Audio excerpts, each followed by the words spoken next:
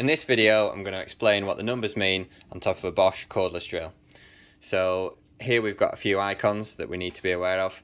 One's hammer mode, so this is if you're drilling into masonry or brick. We've got one which is drill mode. That's fairly self-explanatory. If you're drilling into things, have your drill set to this mode.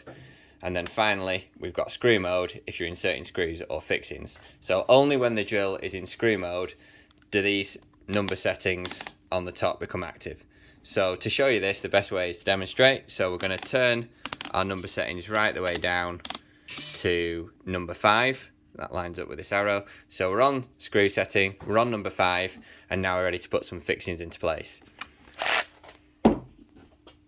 So we've got our fixings here, and we're just going to use our drill to screw these in. As you can see, we don't get very far before the clutch starts to slip. It might sound like it's the drill bit slipping in the screw head, but it's not. It's actually the clutch mechanism inside the drill itself. So we're going to up our clutch now to one of the maximum setting there, and then we're going to see what difference that makes when we drive in our fixings.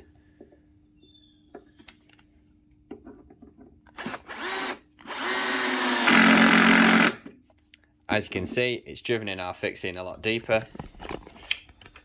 when we've changed the clutch settings. So that's our first fixing, that's our second fixing. So you can play around with the clutch settings on your drill to try and get your fixings into the workpiece to the desired depth. So that explains what the numbers mean on top of your Bosch cordless combi drill.